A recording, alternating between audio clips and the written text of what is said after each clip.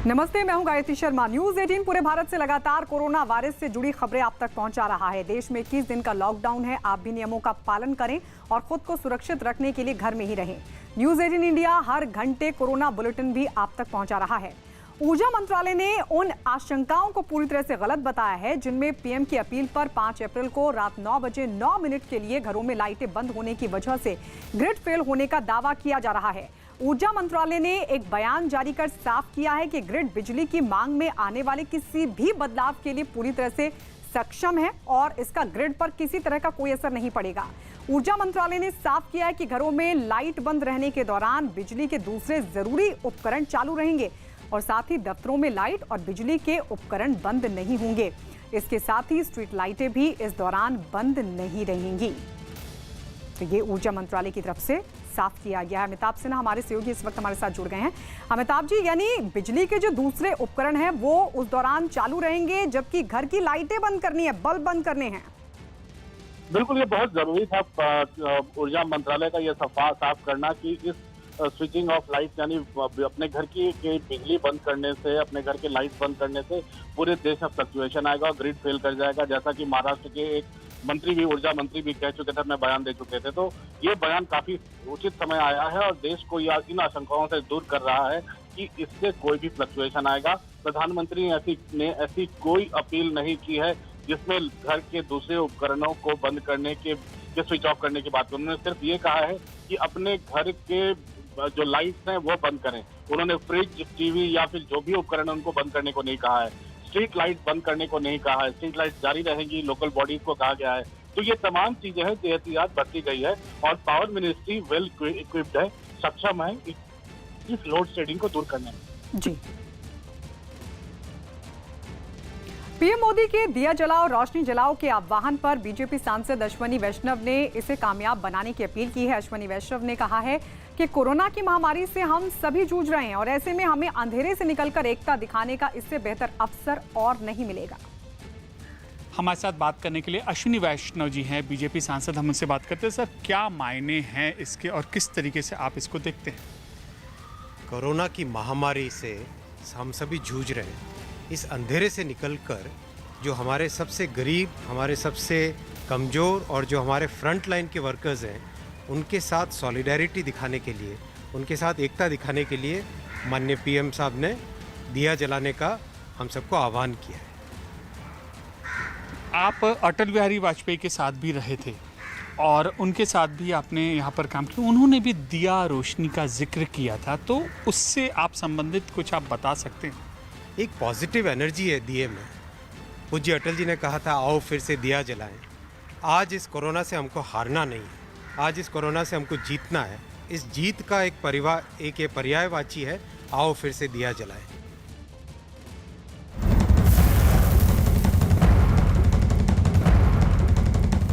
बेहद अहम खबर इस वक्त की। महाराष्ट्र नवनिर्माण सेना के प्रमुख राज ठाकरे का बेहद सख्त रुख सामने आया है। उन्होंने कहा है कि जो डॉक्टर्स और पुलिस वालों पर हमला कर रहे हैं ऐसे लोगों को गोली मार देनी चाहिए। खास तौर पर तबलीगी जमात की हरकत से जुड़ा उनका ये बयान बेहद अहम।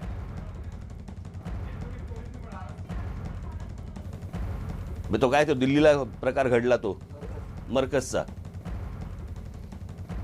असल्या लोकांना गोळ्या घालून ठार मारले पाहिजेत। ह्यांना कसली ट्रीटमेंट देताय तुम्ही? ह्यांचा एक वेगळा स्वतंत्र विभाग करावा कुठेतरी आणि ह्यांची ट्रीटमेंट बंद करून टाकावी। अभिषेक पांडे हमारे सहयोगी इस वक्त हमसे सीधे जुड़ रहे हैं फोन लाइन पर। अभिषेक, राज ठाकरे कह रहे हैं कि जो लोग इस तरह से हमला कर रहे हैं, जो डॉक्टर्स उनका उपचार करने आ रहे हैं, उन्हीं के ऊपर हमला किया जा रहा है, थूका जा रहा है। इनका आखिर इलाज क्यों किया जा रहा है? इन्हें गोली मार देनी चाहिए। लेकिन वो अपील भी कर रहे हैं कि वो लोग कहाँ हैं जो चुनाव से पहले इस तरह की अपील करते हैं अपने अनुयायियों को, और क्या सही कदम है इसका निर्देश देते हैं? बिल्कुल, जिस तरीके से प्रशांत, खासकर ऐसे समय में जब राज ठाकरे की पूरी छवि एक तरीके से हिंदुत्ववादी बनाने की कोशिश हो रही है और ऐसे में तबलीगी जमात का इस तरीके से देश के अलग अलग हिस्सों में जाना और खासकर महाराष्ट्र में सबसे ज्यादा 1400 से 1500 के आसपास महाराष्ट्र में लोग आए हैं उस कहीं न कहीं वहां से दिल्ली से, और उसके बाद यहाँ पर आने के बाद जिस तरीके से अलग अलग जगहों पर उनका ट्रीटमेंट चल रहा है, इसको लेकर राज ठाकरे काफी सख्त नजर आए। और खासकर महाराष्ट्र में जिस तरीके से केसेस बढ़ रहे हैं उसमें कहीं न कहीं संसर्ग जो हो रहा है उसमें तबलीगी जमात के जुड़े लोगों के साथ भी हो रहा है। इसलिए राज ठाकरे का इस तरीके का रुख ये साफ बताता है कि वो सरकार के तो साथ खड़े हैं, लेकिन साथ ही अपनी हिंदुत्ववादी छवि को और प्रखर कर रहे हैं। जिस तरीके से बाला साहब ठाकरे इसके पहले करते आए हैं, ठीक उसी लाइन पर अब राज ठाकरे की लाइन लोगों के सामने आई है। और आज उन्होंने सीधे तौर पर उन्हें गोली मारने का आदेश देने की बात कही है कि सरकार को उन्हें गोली मार देनी चाहिए। यानी साफ है कि हिंदुत्ववादी छवि को राज ठाकरे और दृढ़ बनाने की कोशिश कर रहे हैं। प्रशांत जी, तबलीगी जमात से जुड़े कोरोना पॉजिटिव लोगों की तादाद महाराष्ट्र में सबसे ज्यादा है और राज ठाकरे का तल्खवार कि इनका इलाज क्यों किया जा रहा है, गोली मार देनी चाहिए। गौतम बुद्ध नगर में कोरोना के 3 और पॉजिटिव मामले सामने आए हैं। अब गौतम बुद्ध नगर में कोरोना के मरीजों की संख्या बढ़कर 58 हो गई है। जनपद में आज ही कोरोना के 8 मरीज सामने आ चुके हैं और राहत की बात यह कि 8 कोरोना मरीज डिस्चार्ज होकर घर भी जा चुके हैं। गौतम बुद्ध नगर में अब तक कुल 50 कोरोना मरीजों का इलाज चल रहा है। दिल्ली पुलिस की क्राइम ब्रांच की टीम ने तबलीगी जमात के कार्यक्रम की जांच तेज कर दी है। जांच के सिलसिले में क्राइम ब्रांच की टीम निजामुद्दीन थाने पहुंची। बताया जा रहा है कि थाने में तबलीगी जमात के मुख्यालय की जानकारी जुटाने के बाद क्राइम ब्रांच की टीम मरकज भी जा सकती है। क्राइम ब्रांच ने इस मामले में जिन 7 लोगों को नोटिस दिया है उनमें अब तक किसी का जवाब नहीं मिला है। तो दिल्ली में तबलीगी जमात के कार्यक्रम की जांच अब क्राइम ब्रांच की तरफ से तेज कर दी गई है। आपको बता दें, जांच के सिलसिले में क्राइम ब्रांच की जो टीम है निजामुद्दीन थाने पहुंची और बताया जा रहा है कि थाने में तबलीगी जमात के मुख्यालय की जानकारी जुटाने के बाद क्राइम ब्रांच की टीम मरकज भी जा सकती है।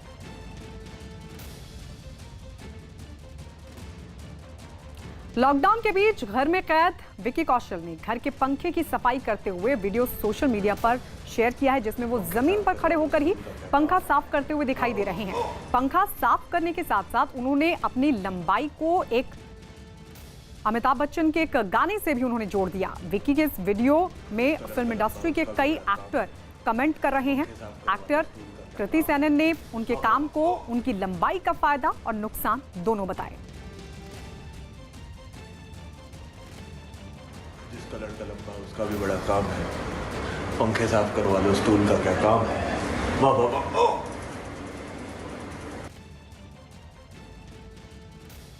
लॉकडाउन के दौरान दिल्ली की ओखला सब्जी मंडी में भारी संख्या में भीड़ दिखाई दी। सोशल डिस्टेंसिंग भूलकर लोग सब्जियां खरीदते नजर आए। हालांकि कई लोगों ने मुंह पर मास्क लगाया हुआ था। ओखला सब्जी मंडी दिल्ली की बड़ी सब्जी मंडी है, जहां से आसपास के कई इलाकों में सब्जियां ले जाई जाती हैं। लेकिन लॉकडाउन के दौरान सोशल डिस्टेंसिंग को भूलकर यहां बड़ी लापरवाही देखने को मिली।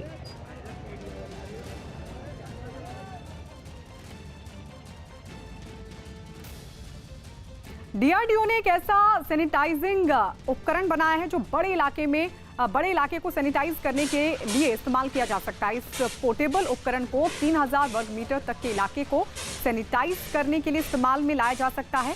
इस उपकरण को पीठ पर टांगकर आसानी से इस्तेमाल किया जा सकता है। इसे hospital, reception, doctor chamber, office space, metro, railway station, bus station में आसानी से इस्तेमाल में लाया जा सकता है। उपकरण में 50 लीटर का सिलेंडर है और ये 12 से 15 मीटर तक सैनिटाइजर छिड़क सकता है।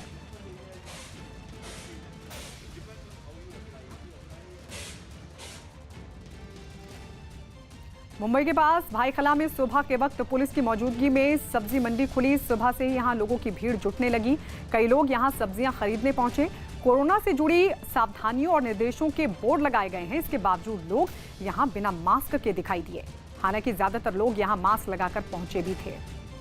तस्वीर हम आपको दिखा रहे हैं महाराष्ट्र के भाईखला की, जहां लोग पहुंचे तो थे सब्जी मंडी सब्जी खरीदने के लिए, लेकिन यहां पर जहां कुछ लोग मास्क लगाए हुए भी दिखाई दिए, लेकिन ज्यादातर जो लोग थे उन्होंने मास्क नहीं पहना था। बावजूद इसके कि जगह जगह पर कोरोना से जुड़ी सावधानियां बरतने और निर्देशों के बोर्ड लगाए गए हैं ताकि लोग जागरूक रहें, सावधानियों का पालन करें और खुद को सुरक्षित रखें। लेकिन इस सबसे इतर यहाँ लोग बिना मास्क के भी दिखाई दिए।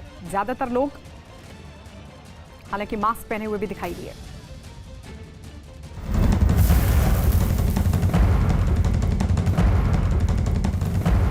आयुष्मान भारत योजना से जुड़ी बड़ी खबर इस वक्त की। अब इस योजना के तहत कोरोना वायरस के मरीजों का भी इलाज हो सकेगा। ना सिर्फ इलाज होगा बल्कि इसका टेस्ट भी इस आयुष्मान योजना के तहत हो सकेगा। इसका खर्च इस योजना के तहत जा सकेगा। ये बेहद अहम फैसला सरकार ने किया है। रवि सिंह हमारे सहयोगी इस वक्त हमसे सीधे जुड़ रहे हैं। रवि, अब जो बीमारियों की फहरिस्त थी आयुष्मान योजना से जुड़ी हुई, अब कोरोना वायरस का इलाज भी इसमें होगा। किस तरह की सुविधा मिल सकेगी इससे? अब ये देखिए प्रशांत, बड़ी खबर है और राहत देने वाली खबर ये है कि 50 करोड़ से ज्यादा जो भारत के नागरिक हैं, जो लोग हैं, वो इस स्कीम के तहत आते हैं। यानी कि इस कोविड-19 को, इसका इलाज और टेस्टिंग दोनों ही आयुष्मान भारत स्कीम के तहत शामिल किया गया है। यह भारत सरकार की तरफ से फैसला हुआ है। यानी कि ये इतनी बड़ी तादाद उस स्कीम के तहत इसका फायदा ले सकेगी। ये प्राइवेट में भी अगर आप इलाज कराने जाते हैं या फिर वहां पर टेस्टिंग होती है, अभी एक कोई कोविड पॉजिटिव या अगर टेस्ट कराने जाते हैं तो लगभग 4 से 5 हजार रुपए का आता है अभी। हालांकि ये कीमत काफी ज्यादा रखी गई है। तो इस स्कीम के तहत उनको फायदा मिलेगा। ये सरकार की तरफ से लोगों को इस स्कीम में शामिल किया गया है। यानी कि लोगों के लिए एक बड़ी राहत की खबर है। प्राइवेट अस्पतालों में भी अगर इलाज करवा रहे हो तो आयुष्मान योजना के तहत लाभार्थी इसका फायदा ले सकते हैं। लॉकडाउन की वजह से हो रही परेशानियों के बीच केरल के आलुपुषा में टापू पर रह रहे लोगों की मदद के लिए एक नाव वाला सामने आया। लॉकडाउन के बाद टापू पर बसे 7 परिवार जरूरी सामान की कमी का सामना कर रहे थे, जिसके बाद साबू नाम के एक आदमी ने अपनी नाव को ही दुकान में बदल दिया और लोगों की मदद की। नाव वाला पहले बाजार गया, जहां उसने खाने पीने का सामान खरीदा और फिर उसे नाव पर रखकर टापू के करीब पहुंच गया। जैसे ही नाव के पहुंचने की खबर मिली, टापू के लोग उसके करीब आए और सामान खरीदने में जुट गए। बताया गया कि पानी पर तैरती इस दुकान में सभी जरूरी चीजें मौजूद रहती हैं। അവര് പറയുന്ന വീടുകളിൽ സാധനം അവർക്ക് എത്തിച്ചു കൊടുക്കുകയും കൂടാതെ എൻ്റെ വീട്ടിൽ തന്നെ ചെറിയ സ്ഥാപനമുണ്ട്, അവിടെ വന്ന് മേടിക്കുന്നവരുണ്ട്। लोगों ने बताया कि नाव वाले की इस मदद से लोगों की परेशानियां बहुत कम हो गई हैं। कोरोना की बीमारी से अमेरिका सबसे ज्यादा प्रभावित है। यहाँ रोजाना मरने वालों की संख्या में लगातार बढ़ोतरी हो रही है। अस्पताल में बड़ी संख्या में मरीज भी भर्ती हो रहे हैं और ऐसे में वहाँ स्वास्थ्य कर्मियों को दिन रात काम करना पड़ रहा है। अमेरिका के पेंसिल्वेनिया के एक अस्पताल की ऐसी ही तस्वीरें सामने आई, ये देखिए, जिसमें अस्पताल की कर्मचारी डांस करके अपनी थकान दूर कर रही हैं। अस्पताल की ही एक कर्मचारी ने ये वीडियो बनाया और इसे सोशल मीडिया पर पोस्ट कर दिया।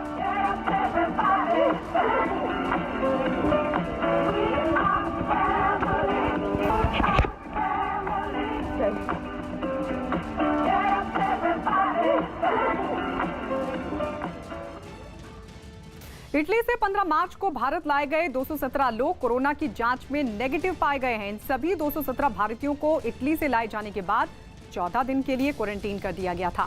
इटली से लाए गए इन लोगों को भारत तिब्बत सीमा पुलिस के कैंप में क्वारंटीन किया गया था।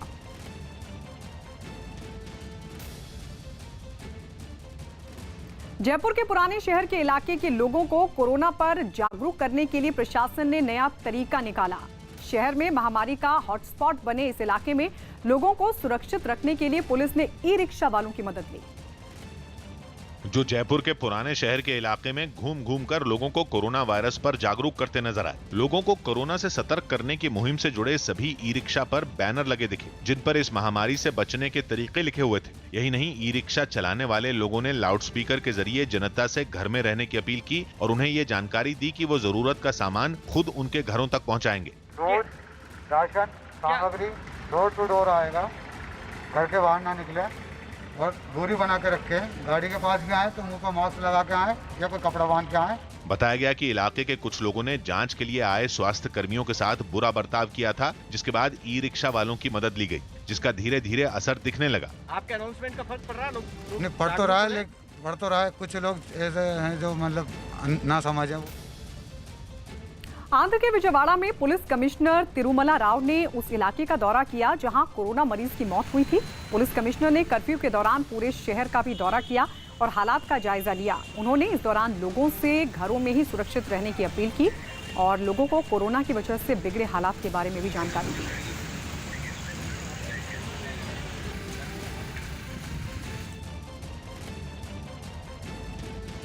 बिहार के मुंगेर में लॉकडाउन का पालन करवाने के लिए पुलिस सोशल मीडिया का और भी ज्यादा इस्तेमाल करने में जुटी है। पुलिस ने व्हाट्सएप और ट्विटर पर लोगों की मदद के लिए हेल्पिंग हैंड्स नाम का ग्रुप बनाया है और इसके जरिए लोगों को मदद पहुंचाई जा रही है। पुलिस ने हेल्पलाइन नंबर भी जारी किया है। सोशल मीडिया पर पुलिस 24 घंटे उपलब्ध है और लोगों तक खाने पीने की चीजें, राशन और दवाएं भी पहुंचाई जा रही हैं।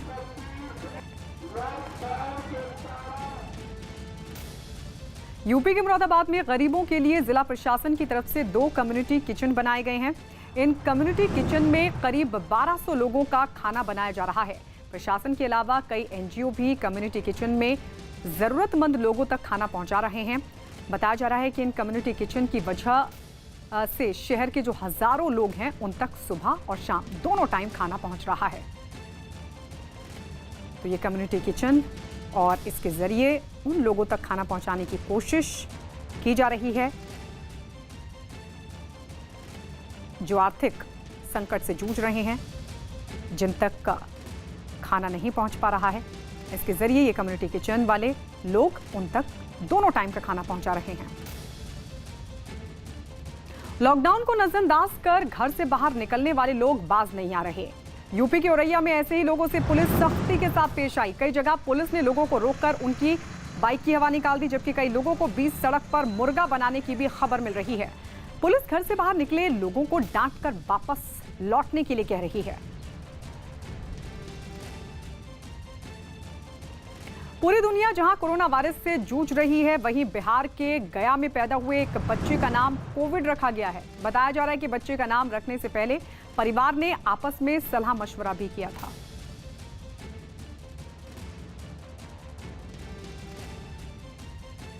अहमदाबाद में कोरोना के बढ़ते मामलों को देखते हुए पुलिस और स्वास्थ्य विभाग ने तेजी से काम शुरू कर दिया है। तबलीगी जमात में शामिल होकर लौटे कुल 103 लोगों की पहचान कर ली गई है और उन्हें क्वारंटीन किया गया है। इसके अलावा पुलिस ने 4 इलाकों के साथ करीब 500 मकानों को क्वारंटीन किया है। इन इलाकों में नगर निगम की तरफ से खाने पीने के सामान की व्यवस्था के अलावा दूसरी सुविधाएं भी पहुंचाई जाएंगी। इसके अलावा मेडिकल टीम भी इन इलाकों में खास एहतियात बरत रही है। तो अहमदाबाद में 4 इलाके क्वारंटीन किए गए हैं। बताया जा रहा है कि ये एहतियात के तौर पर कदम उठाया गया है। 500 से ज्यादा मकान हैं इन इलाकों में और तबलीग से लौटे 103 लोगों की पहचान की गई है। लॉकडाउन के दौरान राज्य के हर जरूरतमंद तक दोनों वक्त का खाना पहुंचाने के लिए यूपी के सीएम ने बड़ा ऐलान किया। सीएम योगी ने कहा है कि हर जरूरतमंद को 2 वक्त का खाना पहुंचाना जिले के डीएम की जिम्मेदारी होगी और अगर इसमें कोताही बरती गई तो लॉकडाउन के बाद डीएम पर कार्रवाई होगी। सीएम योगी ने कहा कि जिस जिले से हेल्पलाइन पर मदद के लिए ज्यादा फोन आएंगे, लॉकडाउन खत्म होने के बाद वहां के डीएम की जवाबदेही तय की जाएगी। बिहार के भागलपुर में लॉकडाउन की वजह से एक घर में कैद 3 बहनों ने भूख से परेशान होकर प्रधानमंत्री कार्यालय में फोन किया। इन तीनों बहनों ने पीएमओ से मदद की गुहार लगाई। इसके बाद पीएमओ की तरफ से पहल होने पर महज आधा घंटे के भीतर तीनों बहनों के घर खाना पहुंचाया गया। इतना ही नहीं, वहां खाने के साथ साथ काफी सारा राशन भी भेजा गया। हमारे इधर से जिला प्रशासन और राज्य सरकार का निर्देश है कि लोगों को खाना पीना रोज खिलाया जाए और इसके लिए हम 1 सप्ताह का राशन भी लेके आए हैं, सूखा राशन। इसमें चावल है, दाल है, तेल है, सब मसाला है, सब्जी है, आटा है, आलू है, प्याज है। इसके बाद हमने अपने तरफ से इन बच्चियों के लिए कपड़ा लेके आया, वो मेरे हृदय का उद्गार है। पेपर से नंबर मिला सर, तब हम जाके कांटेक्ट किए और बात हुआ, तब हमको खाना मिला, इतना मदद मिला। बहुत बहुत धन्यवाद आप लोग का सर। हैदराबाद में पुलिस ने कोरोना के खतरे से लोगों को जागरूक करने के लिए अनोखी रैली निकाली। इस रैली में पुलिस के जवानों ने कोरोना वायरस जैसे हेलमेट लगाए हुए थे। रैली में पुलिस का एक जवान एक पोस्टर भी लेकर चल रहा था जिस पर लोगों से घरों में ही रहने की अपील करने की बात लिखी गई थी। तो ये अनोखी रैली और इस रैली का मकसद यही है कि लोगों तक वो बात पहुंचे जिसकी अपील लगातार की जा रही है कि लोग घरों में सुरक्षित रहें। बाहर निकलेंगे तो कोरोना संक्रमण से प्रभावित हो सकते हैं और इसी उद्देश्य को पूरा करने के लिए, इसी बात को लोगों तक पहुंचाने के लिए ये रैली पुलिस की तरफ से निकाली गई जिसके साथ साथ बाकायदा होर्डिंग भी पुलिस वाले लेकर चल रहे थे। और जो हेलमेट पहना है ये देखिए, ये हेलमेट बिल्कुल कोरोना की शक्ल इस हेलमेट को दी गई है और साथ ही इस होर्डिंग के जरिए लगातार यही अपील लोगों से कि वो अपने घरों में रहें और लॉकडाउन को ना तोड़ें।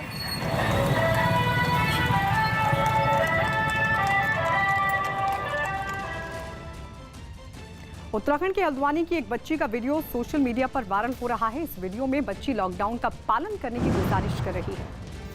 हल्द्वानी की छात्रा हूँ। आज मैं आप सभी से प्रार्थना करना चाहती हूँ कि देश में फैला कोरोना वायरस से अपने आप को सुरक्षित रखें। देश में लॉकडाउन का पालन करें। प्रधानमंत्री जी की बात को ध्यान में रखें। सभी डॉक्टर जी और सफाई कर्मियों की और अपने देश की पुलिस कर्मियों का सही प्रयोग करें। जय हिंद, जय भारत, जय उत्तराखंड। एमपी के सागर में लोगों को जागरूक करने के लिए अब सभी धर्मों के धर्मगुरु भी आगे आए हैं। पुलिस के साथ मिलकर सभी धर्मों के धर्मगुरुओं ने एक रैली निकाली और लोगों को कोरोना से बचने और घरों में सुरक्षित रहने की अपील की। हालांकि इस दौरान धर्मगुरु सोशल डिस्टेंसिंग का पालन करते नहीं दिखे। तय दूरी बनाए बगैर धर्मगुरु रैली कर रहे थे। उद्देश्य हालांकि नेक, लेकिन सोशल डिस्टेंसिंग का ख्याल नहीं रखा गया। सभी धर्मों के धर्मगुरु जो कि पुलिस के साथ साथ चल रहे थे और लोगों से यही अपील कर रहे थे कि लोग सावधानी बरतें, एहतियात बरतें, लेकिन इसमें सोशल डिस्टेंसिंग का कई ख्याल नहीं रखा गया। मध्य प्रदेश के शाजापुर में लॉकडाउन के दौरान नियमों का पालन करते हुए एक शादी हुई। इस शादी में सिर्फ परिवार के ही कुछ लोगों ने हिस्सा लिया, जबकि बारात भी बिना बैंड बाजे के दुल्हन के घर पर पहुंची, जिसमें दूल्हे के अलावा परिवार के ही कुछ लोग शामिल हुए। शादी की रस्मों के दौरान दूल्हा और दुल्हन भी मास्क लगाए हुए दिखे। परिवार के लोगों ने बताया कि शादी की तैयारी लॉकडाउन लागू होने से पहले ही कर ली गई थी, जिसके बाद सिर्फ परिवार के लोगों की मौजूदगी में ही इस शादी को करने का फैसला किया गया। लॉकडाउन होने के कारण हमारे सारे रिश्तेदारों को हमने कहा कि भैया आप कोई ना आए, और हम 5 लोगों ने विवाह समारोह आयोजन कर रहे हैं। धूमधाम से शादी नहीं होने पर दुल्हन ने भी अफसोस जताया और लोगों से कोरोना वायरस से बचने के लिए घरों के अंदर रहने की अपील की। कहना चाहूँगी कि सभी अंदर मतलब मास्क से अंदर रहें। अच्छा। और जो कानूनी प्रधानमंत्री ने कहा हमारे नियमों का पालन करें।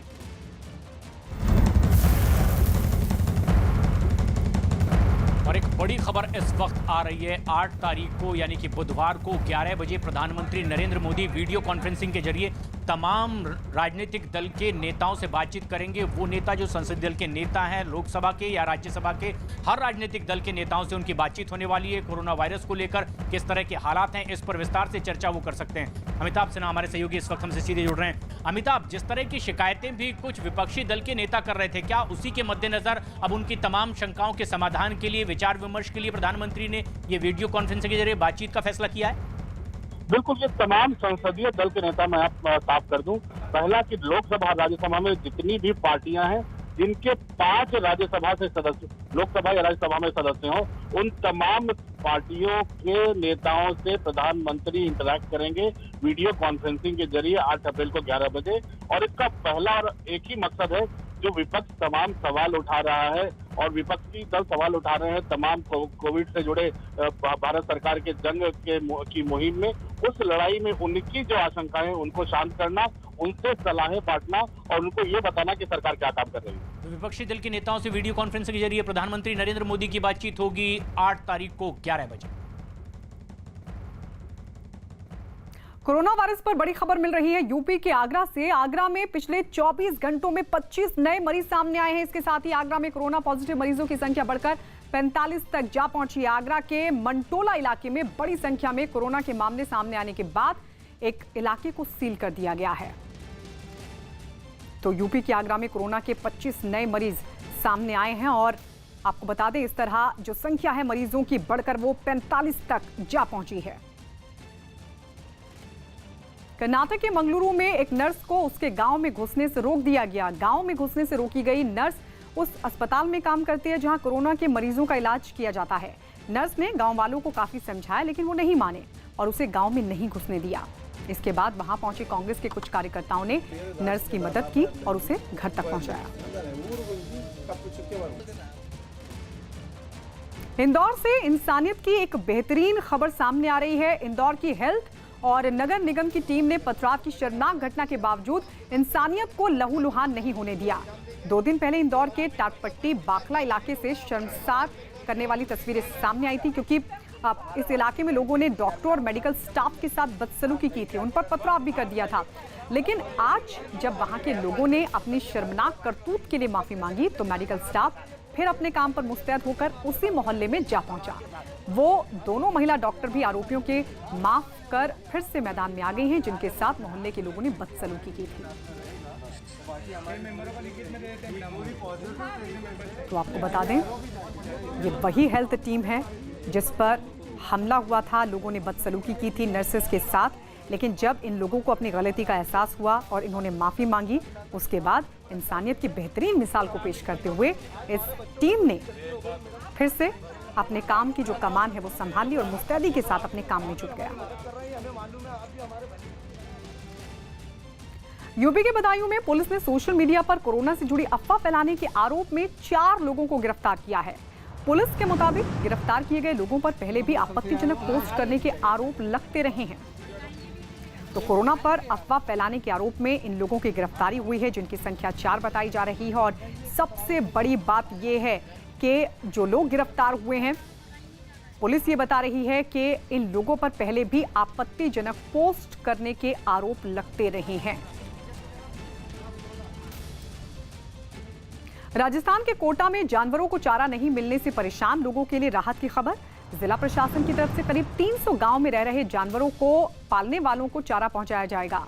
लॉकडाउन की वजह से जानवरों को पालने वालों के सामने चारे का संकट खड़ा हो गया था, लेकिन अब उनकी ये समस्या सुलझ जाएगी।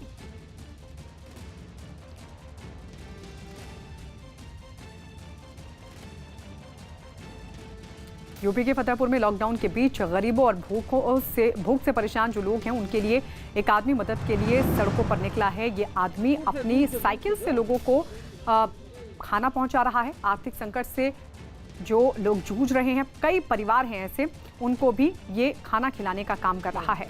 तो साइकिल के जरिए ये खाना लेकर निकलता है शख्स और उन घरों तक पहुंचता है जिन घरों को इस वक्त खाने की ज़रूरत है, जिनके पास गुजारा करने के लिए फ़िलहाल कुछ नहीं, क्योंकि लॉकडाउन देश भर में लागू है। और ऐसे में कई गरीब परिवार ऐसे हैं जिनके सामने आर्थिक संकट खड़ा हो गया है और हालात ये हैं कि 2 वक्त की रोटी भी उनके पास नहीं है। ऐसे में ये शख्स अपनी साइकिल के जरिए उन तक खाना पहुंचाता है। छत्तीसगढ़ के दुर्ग में पुलिस ने लॉकडाउन की वजह से घरों में बंद लोगों के लिए स्टे होम, स्टे हेल्दी और स्टे फिट नाम से एक अभियान की शुरुआत की है। इस अभियान के तहत दुर्ग जिले के पुलिस के जवान और अधिकारी शहर की अलग अलग सोसाइटी में जाते हैं और फिर वहां पहुंचकर लोगों को व्यायाम करने के लिए जागरूक करते हैं। पुलिस वाले खुद व्यायाम करते हैं और बालकनियों में खड़े लोगों से भी ऐसा ही करने की अपील की जाती है। इतना ही नहीं, इस अभियान के तहत पुलिस के अधिकारी जुम्बा डांस भी करते हुए नजर आए।